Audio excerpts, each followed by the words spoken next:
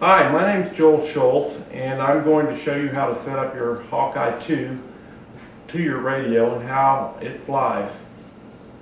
You'll notice that I have my propeller removed on this airplane, and the reason that you want to do that is anytime that you are working closely with the airplane and the controls, you need to remove the propeller, because if it should start inadvertently, which they sometimes do, you could hurt yourself very seriously.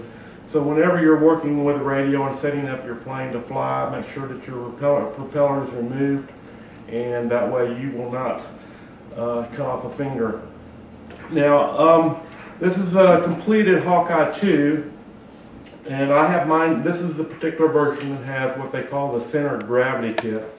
And what the center of gravity kit does is it allows you to shift the weight of the fuselage on the sail so that the plane is able to climb faster or descend more quickly. Now, if you look at the plane itself, I'm flying what we call which is a 3300 3S battery. This plane is fully capable of taking a variety of battery sizes. So if you want to use a 2500 or two 2500s or one 5000, whatever, this plane is capable of using it. But remember that each time you change your battery weight, you're going to change the center of gravity of the airplane. And we'll talk a little bit about what the center of gravity means in a minute. You also see that I have some Velcro here on the bottom of the airplane.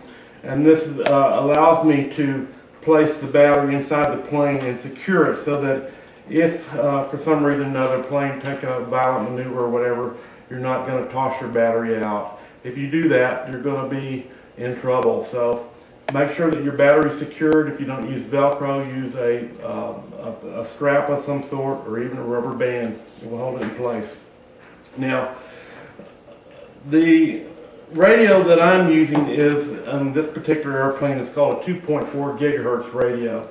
And that's one of the newer radios that are available today. And the advantages there are some advantages to the 2.4 gigahertz in the fact that basically you can fly anywhere and not have to worry about somebody interfering with your channel of your airplane.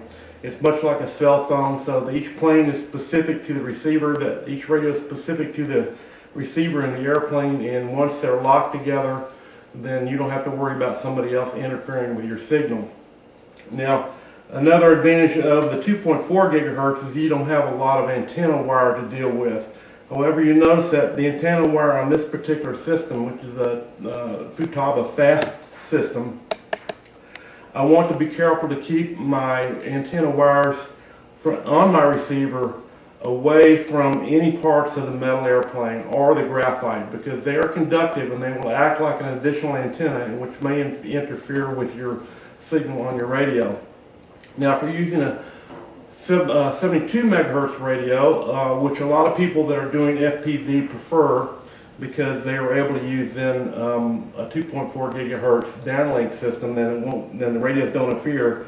What I suggest is that you take the longer antenna that comes with the 72 megahertz, and wrap it around your fiberglass front upright, and make sure that you keep it away from any metal parts of the airplane. And that way you can be assured that your signal, at least from the airplane, is not going to be interfered with. Okay, so now we have our plane set up, ready to adjust the controls on it. I'm going to show you how some of the radio controls work. Now, I'm going to plug in the battery. First of all, you want to turn on your radio. And then I'm going to plug in the battery. And when I do that, you're going to hear a signal. I notice in this case, I've got my throttle at midpoint. The reason that I'm doing that is because I want to show you what happens. It takes, generally speaking, around 4 seconds for the speed control to arm once it sees zero throttle. And the speed control will not arm until it sees zero throttle. And that's a safety factor, so that if you inadvertently plug in and your throttle is up, the plane will not start running. So whether or not you leave it in the midpoint like this when you turn on your radio or have it down, it makes no difference. Just remember that it'll take a few seconds for the speed control to arm. So now I'm going to go ahead and plug in my speed control. and you're going to hear a beeping sound. And you heard 3 little beeps there, and that trill, because my throttle was down, means that my throttle is armed. That means anytime that I move this stick, which is my throttle stick, more or less like the gas on a car, it's going to run the motor. So you see that if you're working with your radio and you have your propeller in place and you inadvertently bump your stick, this propeller is going to catch you in a bad way. So make sure that your propeller is off when you're setting off setting up your radio. Okay, I want to show you how your radio controls work with the Hawkeye II. First of all, I'm going to turn on the radio. Okay, you always do that before you plug in the airplane itself. Next, I'll plug in the battery of the airplane, and when I do that, you're going to hear a beep sound. That's a very low sound. I don't know if you did hear that. You heard 3 small beeps. That's telling you it's a 3S cell. It's detecting 3 cells on the battery. Now, the motor will not run until it sees 3 or 4 seconds of 0 throttle. So I'm going to give it 0 throttle. I'm going to push the stick all the way down. And if you heard that little twiddling sound, that means that the motor is now armed. So this stick on your radio is your throttle stick. It's like giving the plane gas. So now whenever I give the plane gas, the motor is going to run.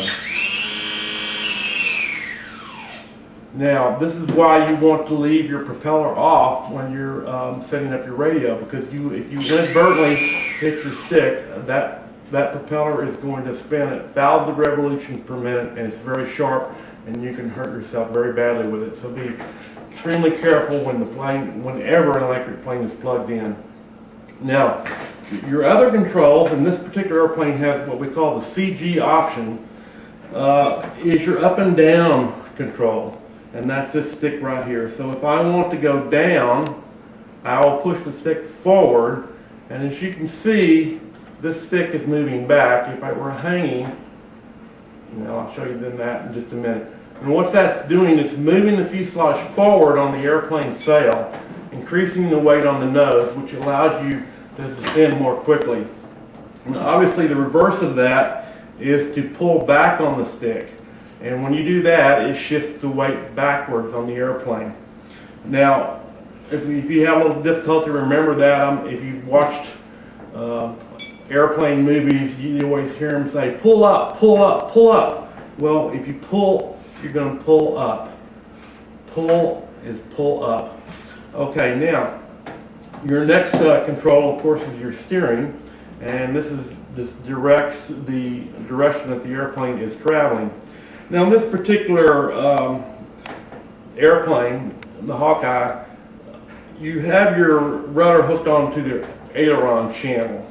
That's because the ailerons on airplanes are normally used to steer the direction of the airplane, at least bank the airplane so that it'll turn in the proper direction.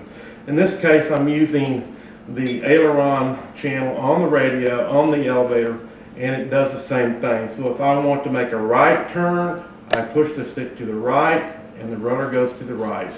If I want to go left, I push the stick to the left, and the rudder goes to the left. Now, so I have now my steering, left and right, up and down. Now, what I like to do is put my other control, or my rudder, which is actually the rudder on your radio when you get it, I'm using that to operate this servo right here.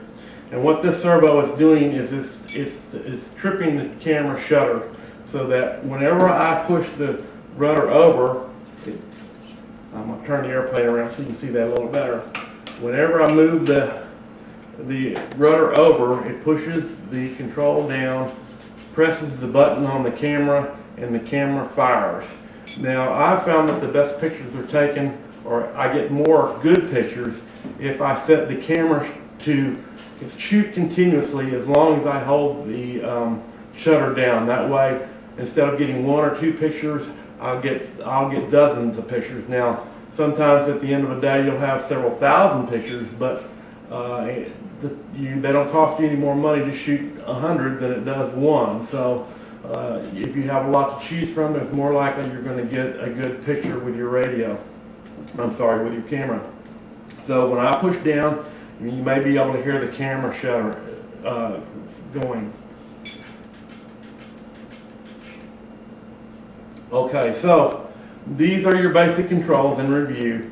Your throttle controls your up and down motion along with your elevator, or in this case, the CG operation.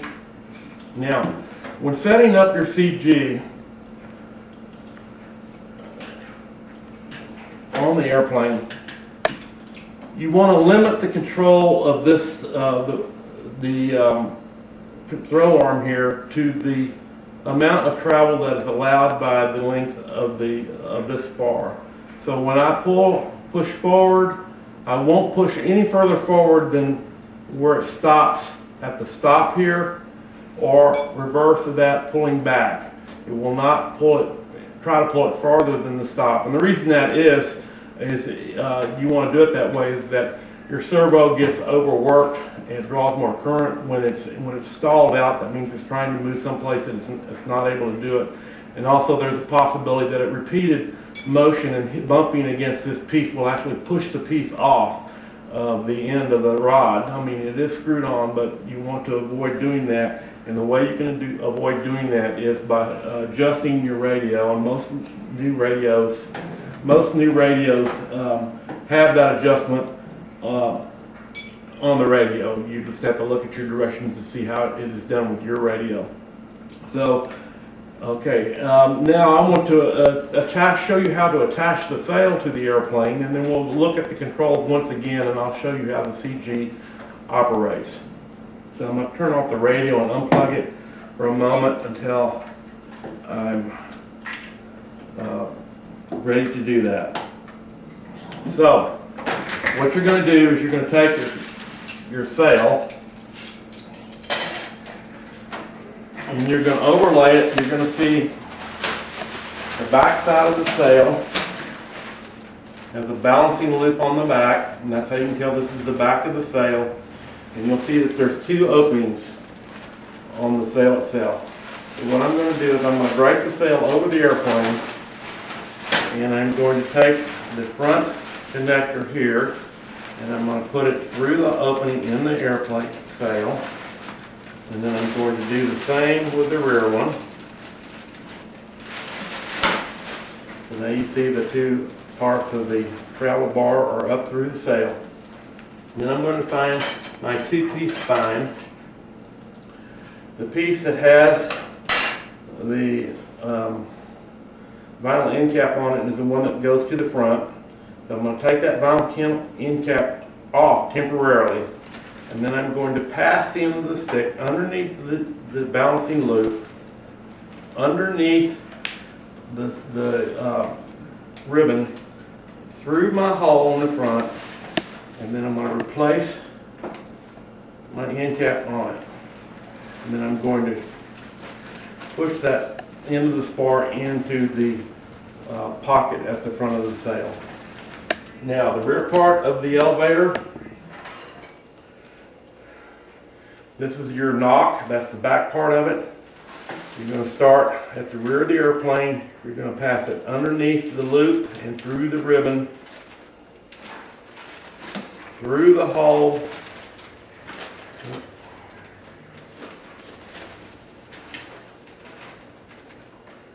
and you're going to join the two pieces together, and then you're going to hold it all together by putting the piece of bungee over into the knock. Now I'm going to put in my front rods, my front spreaders. And so you'll look for those, and you'll find the end that has the ferrule in it, and you're going to push that into the red dihedral. And then you're going to bring it, got me a little bit of a problem there. And I'm going to plug it into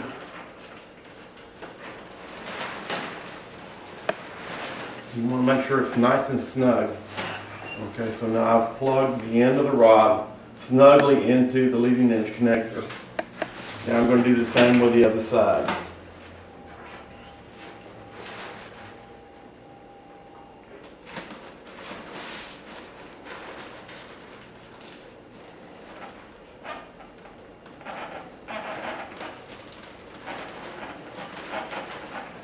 Okay, and by the way, I want to show you this right now before I forget to. When it comes time to take the sail apart, when you're going to travel in your car, you want to go on a trip or something and break the sail down to a smaller package, then when you want to remove these spars, don't pull on them. That's a good way to tear your sail. You're going to take your thumb and you're simply going to push off the rod with your thumb, just like that. Okay, so now I want to go put it back in place.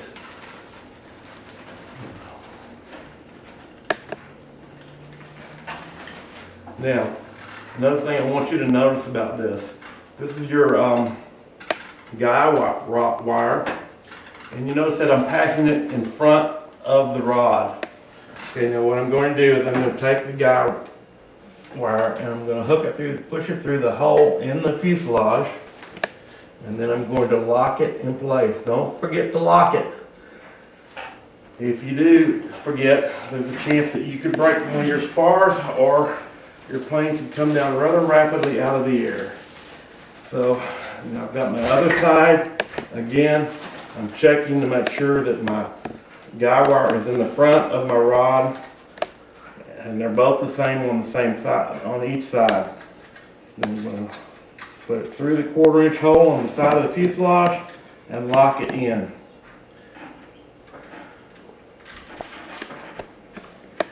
Yep. Okay, now when you're first balancing your airplane, and when I say balancing the airplane for flight, what you're going to want to do is, again, you're going to turn on your radio.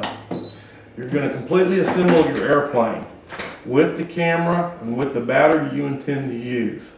And then you're going to suspend the airplane from the balance loop.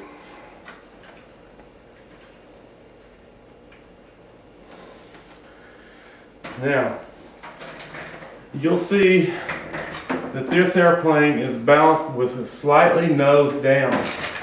And that's generally the way you want to fly the airplane in a glide. If you have it neutral, you'll get a better glide, but oftentimes you'll also get a porpoising effect. In other words, the plane will do this number while it's gliding down. So if you see this happening, you want to add more weight to the front of the airplane. Okay, now let me plug in my radio. Now, one other thing that I forgot to mention in regard to the airplane itself, and that's the camera tilt. Now, this particular camera has got a 3-point tilt on it. If you're using a radio like a Futaba, you can hook it so that it's used tilts via this control right here, which gives you unlimited settings. But I prefer to use mine on a 3-point tilt. So when I'm taking pictures, when I want to do a broad panorama, I will have the camera pointed up. When I want to shoot something more obliquely,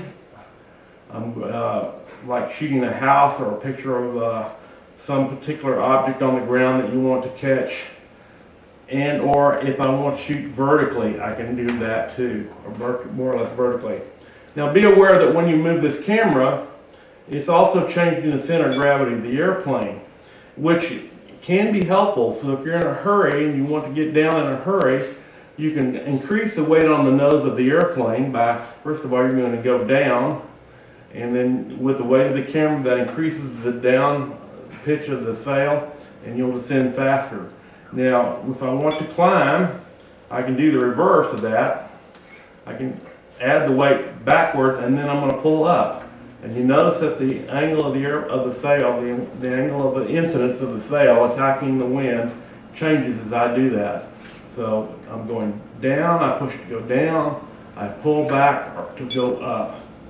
Now, okay, let's go again. Now I'm going to start my motor here. Oops, let's see. I want to put the propeller on. So let's take a break for a second and talk about putting the propeller on. First of all, for certain, you do not want to have the plane plugged in when you're putting on your propeller. So I'm unplugging the plane. I'm going to remove the propeller nut.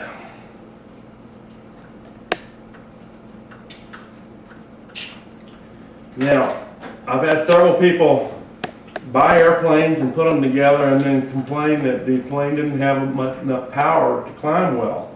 And what we determined when that was the case was the fact that they had mounted the propeller backwards on the airplane. And if you do that, you don't get nearly the thrust that you would when it's mounted normally or correctly. And the way you know whether or not it's mounted normally or correctly is that you'll see some numbering on the front of the propeller.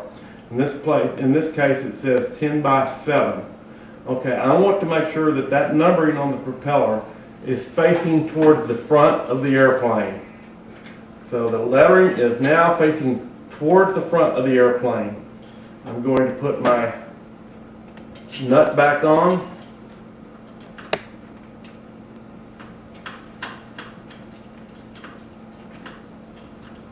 I'm going to have to tighten it with a pair of pliers or something. You don't want to over tighten because you can actually strip the threads if you over tighten. Okay, so now my propeller is in place. I'm ready to fly this airplane. I'm again going to plug it in, and you're going to hear it arm. Okay, it's now ready to be flown. So to climb, I'm going to do two things. I'm going to pull back on the stick, pull up, and I'm going to give it throttle.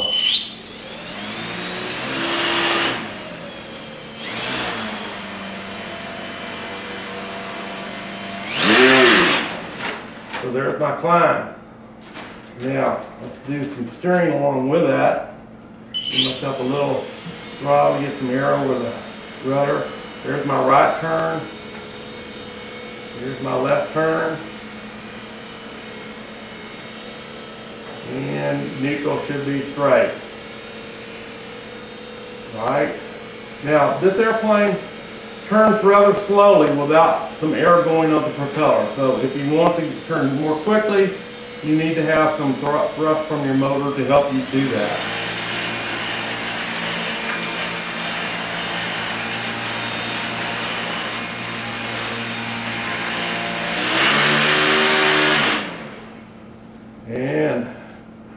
And that's how you control the Hawkeye. It's always a good idea the first time you fly your airplane to use a dummy weight instead of your camera. That way, if you made a mistake in setting up your controls, there's less possibility that you're going to damage your your camera. And so that's how you control your airplane. And now, when you're done with your flight, you want to reverse the order of how you do the battery. So first thing you do is unplug your airplane, and then you turn off your radio. Now again, when you're getting ready to fly, you do the reverse. You turn on the radio, and then you plug in your airplane. Okay. And that's it, folks.